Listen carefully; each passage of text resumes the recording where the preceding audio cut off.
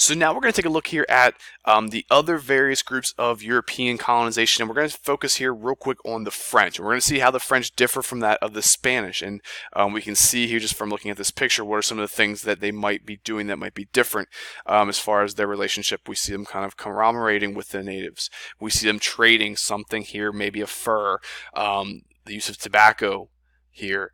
By both the French and the Native Americans. And the way that we're going to kind of characterize French colonization with the natives is going to be lead me. And this is a little bit different than that of the Spanish, which is a lot more of follow me. Okay, and the Spanish were really kind of controlling and trying to dictate that. The French are almost kind of assimilating into Native American culture. If we take a look back at the map that we saw a little bit earlier, I want you to focus here on the part of North America that the French are going to control, mostly around the Great Lakes, all the way down to present-day Louisiana, New Orleans, so it kind of cuts up here through the Mississippi River. And a lot of this territory all the way up to the Appalachian Mountains here, which is going to border them with the British colonies, they are going to predominantly focus on timber and fur trading. Now, as far as religion, the French, historically, just like the Spanish, are predominantly Catholic. And one of the things they want to do with the Native Americans is to spread this Catholicism. And a good word to know, and you need to make sure you remember this word, is the Jesuits. And Jesuits are the groups of French who are basically missionaries, and they're converting or trying to work to convert Native Americans to Catholicism. So that's where that 1G of Christianity, or I'm sorry, the 1G of God comes in, and we talk about with 3Gs of exploration. They're trying to teach the Native Americans how to be Christian or how to be Catholic. A lot of the farmers who are coming over, a lot of the French that are coming over, they're looking for fur trading. Again, some are going to small farming, some are going to lumber, but the predominant method of economic boom is going to be through fur trading. So we can see a difference there compared to that of the Spanish, which is predominantly through gold and silver and cash cropping. They're also looking to become very friendly. Again, they want to be led by the Native Americans because they need to learn how to kind of cut through the heartland of this new continent, all this uninhabited territory, this undeveloped territory. In a lot of cases, the French, they learn how to basically be Native American. They learn how to speak like the natives. They learned how to eat and dance and dress like the Native Americans. A lot of them intermarry and become very much a part of the family lifestyle of the Native American cultures. This is a lot different experience for that of French colonization compared to Spanish colonization. The French, though, have very few people who are coming over. Many of them happen to be Catholic, but there's very few of them, so again, they're starting to intermarry. And as far as a government perspective, again, France is a monarchy, so they are appointing these viceroys, and these viceroys will then have people underneath them, and then you have your settlers. So again, we have a very autocratic style of governance. There is no line for democracy. There is no line for self-governance. If you are a settler in the New World, in the French colonies, you are dictated by somebody higher up than you. So we can see that kind of bleed over from the system of government that is in the mother country, just like we saw with Spain. All right, so with that being said with the French, let's go ahead and move now into the Dutch. And these men from the Netherlands are coming over. And by looking at this picture here, this painting, we can kind of guess they might be coming over from some sort of trade ports, and that's exactly what they're going to be doing. The Dutch, unlike any other group, or I should say unlike the French or unlike the Spanish, they don't care so much about assimilating or trying to teach the cultures of the Netherlands to the Native Americans. They don't want to teach them how to be Christian or Protestant of any kind. They just want to come over, make a buck, and they want to leave. And that's really what's going to kind of push the Netherlands into colonizing parts of America. And they're going to mostly focus on the East Coast, and where present-day New York City is where they're going to first set up in New Amsterdam. And these companies are going to come over called joint stock companies. This is kind of where a little bit of private investment goes into the system of mercantilism. And think of it just like the joint stock companies. We talk about them a little bit in world history, but these joint stock companies happen to be very similar to how stocks work today. So in today's, if you want to play in the stock market, you might buy a share of a company like Apple. publicly owned company. And when you buy one stock of that company, that is you having one share of ownership. And with that money that you purchase, you're investing in Apple. You're giving them that money to then turn around and hopefully make better products, make better systems, and increase profits. So the stock will then continue to increase and you will then make money. That's the same way these joint stock companies are. Multiple people are putting money into these companies that are leaving either England or they're leaving the Netherlands, and they're shipping them over to the New World. And in turn, they're hoping that through trade, through farming, through some sort of colonization process, they will then turn around and make money for the people who invested in the company. Okay. So the Dutch are really here for more of the gold. They're not here for the God or the glory. They're here for the gold. They want to make money. Compared to that of the Spanish and of the French especially, they are a lot more politically, or they're a lot more free.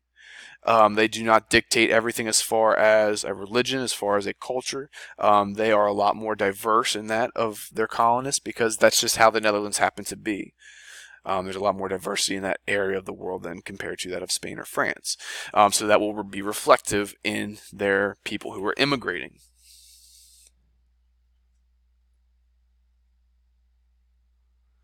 Now the British, obviously this is going to be the one that impacts what we will talk about in our class the most because of obviously our colonies being British colonies. But the British have a little different mindset than the other countries that are coming over to colonize. If you look here, you can see them. They are harvesting tobacco. So we know that cash crops are going to be a huge part, especially in the southern colonies of the British colonies like Virginia, North Carolina, South Carolina. And the way they interact with the natives is going to be more like a get out of my way. They don't want to convert them. They don't want to assimilate with them. They just want them to basically not be there and not be in their way so they can thrive in whatever facet they want to, whether that is for economic purposes, religious purposes, whatever that might be, wherever they're coming over from England. But they just want to start anew. They want to create their own life away from England. So just like with the Dutch, they're also going to be coming over in these joint stock companies. And when we get into things like Jamestown in our second period, we'll get into this a little bit more. But these joint stock companies are private investors who are giving money in order to make profit, and hopefully through a resource like, let's just say, tobacco, they're doing this. Now others are going to come over, again, these push factors or these pull factors, is they're looking to escape the poverty. They're looking to escape the social class systems that they're stuck in Europe, where you have the wealthy who will always be wealthy and you have the poor who will always be poor. People who will never own land want to own land. They want to have their own piece of life. Again, kind of the beginnings of what we'll talk about as far as like the American dream. Some will come over for religious freedom, especially those in the northern colonies like Massachusetts, Plymouth, the Pilgrims. These Puritans are coming over looking for religious freedom away from the Anglican Church of England. They don't want to be a part of the Anglican Church.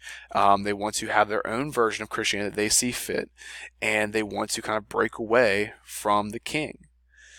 They're also trying to escape violence. There's the English Civil War going on right now during the 1640s, 1650s, and they want to kind of break away from that as well and be safe. Because you have the Cavaliers and the Roundheads who are essentially going after killing each other over whether Parliament or the monarchy should have the majority of power in England. So you have a diverse number of factors that are coming over and kind of pulling people to the New World. And because of this, you have a very diverse set of British colonies because depending on where you happen to be, your lifestyle may be completely different from that of another English colony. Even though you're both English colonies, you don't adhere to each other, you don't interact with each other. The reasons why you came might be different. What you do while you are in the New World might be different, especially between that of the northern colonies and the southern colonies. The New England colonies are mostly set up of families, while the southern colonies are mostly made up of single men who are looking to make a quick buck. Now, as far as the government, we talked about with the Spanish and the French specifically, they are governed by a king, and they have a very set, authoritative system of government.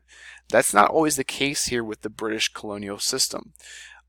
You still have your crown, you still have your governors who are appointed, but on a more local level, you have these colonial assemblies. We'll talk about like the House of Burgess. That will be a democratically elected Congress or representative base in Virginia. The Mayflower Compact, which we will read, is a system setting up for a democratic system of governance. So it's a little bit more, and we can think about what's happening here in the world at this time, which is the Enlightenment, and a lot of Enlightenment philosophers being that from England, like John Locke. We can see that their ideas are starting to kind of run off into the people who are from England, especially those who are coming to the New World who want to break away from the king's power. And a quick word there to go with that, and we see this word here, salutary neglect. We'll come back to that throughout period 2 and period 3 as well. This idea meaning that the British Crown is very neglectful in how they run the colonies, and they basically allow for a whole lot of autonomy for the people of the colonial assemblies, for the people of the colonies to govern themselves. So they just kind of let them go. As long as they're making the money, they're happy. Okay, so as long as the mercantilist system is working, England doesn't care what the English colonies are doing. So again, I mentioned earlier how the reason they're coming over are different. We want to try to think of the southern colonies mostly as coming over for economic purpose. So they're coming over for the gold aspect. They are looking to create these plantations where they can create cash crops. Tobacco will become a main staple in colonies like Virginia, North Carolina, and they want to trade them back. This is where those joint stock companies come in. They want to trade them back to the mother country in order to turn around and make a profit. On the flip side of that, however, we have the New England colonies, which are mostly dedicated more on religious freedom. Their economy is mostly based on subsistence farming, so families farm for themselves. They have fishing, obviously being so close to the different bays and stuff, they're able to have fisheries, and they're more closely connected. Their purpose is for religiously based, not so much economically based. And as far as how they interact with the Native Americans, I mentioned earlier, they just want them to get out of their way, so there will be conflicts. There will be conflicts over land at times, and we'll go over that during period 2 as well. But they're not looking to convert. They're not looking to take them for labor purposes the same way that the Spanish were. They're not looking to assimilate with them the way the French were. They're not looking to make deals with them the way the Dutch were. They simply want to start anew and create these colonies and to prosper for themselves. Alrighty, so that is going to end our first lecture here on exploration in period 1. I hope you guys enjoyed it. Remember, anything that is unclear, I want you guys to jot that down. I want you to come in with questions so we can talk about them and kind of dive a little bit deeper. Bring your notes with you to class so we can go over them as well, just in case. You never know, you might have a quiz on this. And then we can kind of dive a little bit deeper with some primary source readings in this topic as well. Alright, I hope this was helpful, and I will see you in class.